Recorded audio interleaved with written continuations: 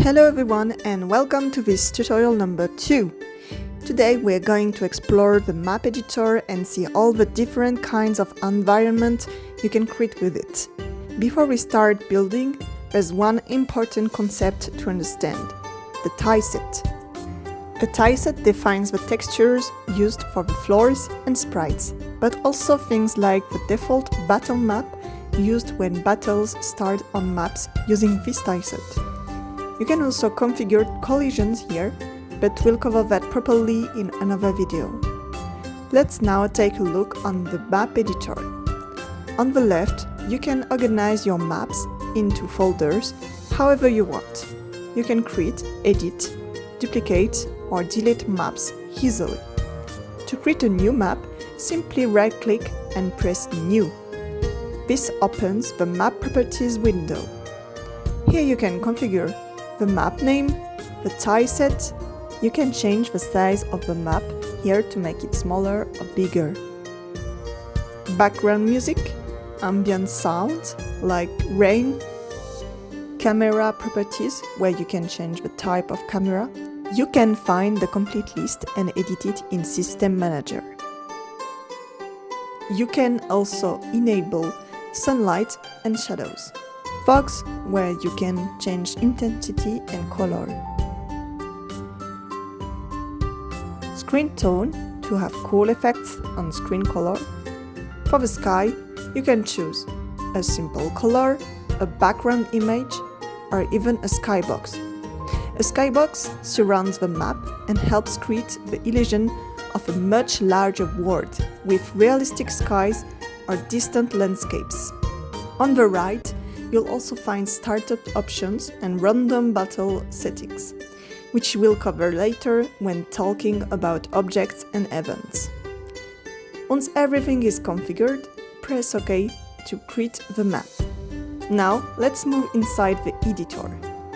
You can use the mouse wheel to zoom in and out and move around using the WASD keys.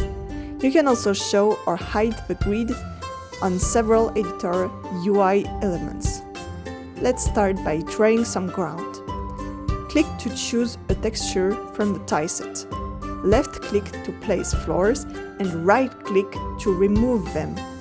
You can also select larger areas. By default, the editor uses pencil mode, but you also have rectangle and fill tools available. Another important type of terrain is autotiles. Autotiles work similarly to floors, but they connect automatically with neighboring tiles. This is especially useful for things like water or paths.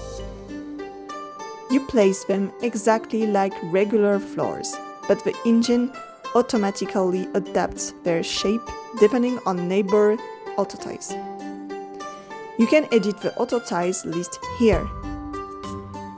And if you want to create your own autotiles, you can use the default resources as an example.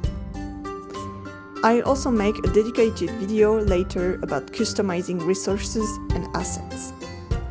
Now let's talk about sprites. Sprites are placed similarly to floors. Select a texture, then place it directly on the map. There are several sprite types available. Fixed sprites are static sprites that don't rotate with a camera. These work well for things like bushes. Double sprites use 2 crust sprites, which helps create more volume.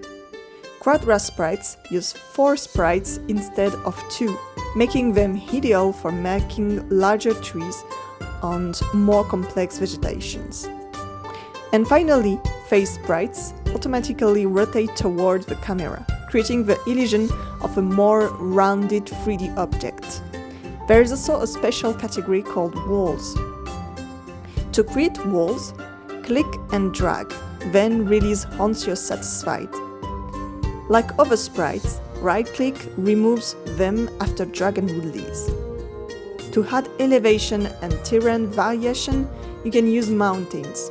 Here, you can choose the mountain texture and configure the ground texture placed on top.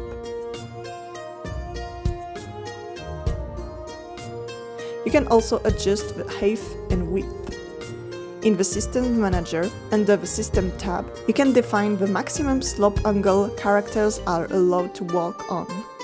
You can also configure limits based on height. There is also a dig option.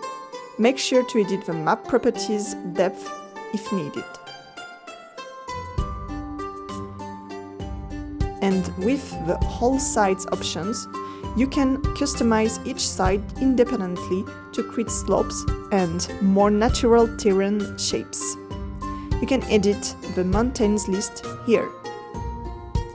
Note that you can move the grid and cursor up and down by using Ctrl and mouse wheel up or down, or Ctrl arrow up and down. To move by pixels, use Ctrl Shift mouse wheel up or down, or Ctrl Shift arrow up and down.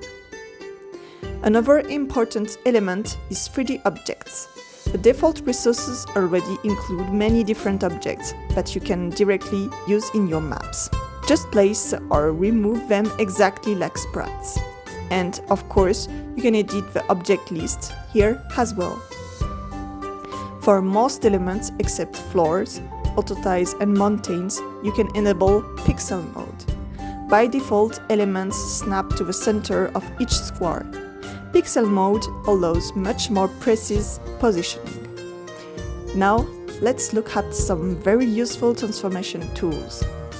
To move placed elements, select the Translation tool. Then, choose the type of element you want to edit. For example, if you want to move a sprite, select Sprite mode, click the sprite and move it freely. You also have rotation tools, scaling tools, and direct numeric inputs for precise editing. You can switch between square-based movements and pixel-based movement, depending on the level of precision you need. And for elements you haven't placed yet, you can already preview transformations like rotation and scaling before placing them.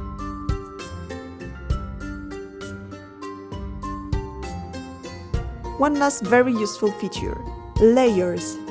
Layers allow you to place floors and sprites on top of each other. This is especially useful for adding details onto walls or creating more complex environments. Before ending this video, here are a few quick tips to help you create better looking maps. A good approach is to start with the elevation first. Try shaping the terrain using mountains before thinking about details. Don't hesitate to place mountains on top of each other to create more interesting landscapes and stronger depth. Once the terrain feels good, you can start painting it using floors and autotiles, add paths, grass variation, dirt or other textures to break repetition and make the environment feel more natural. For water areas, you can even dig into the terrain by lowering the ground with mountains, then place water on top to create rivers, lakes, or deeper zones. After the terrain is done, start placing the main elements first: trees, larger objects, important decorations. I also highly recommend using pixel mode when placing objects, especially vegetation, because it helps map feel much more natural and less grid-based. And finally, finish with the smaller details: bushes, flowers, rocks, visible grass, small decorations. All these little details are what truly bring a map to life.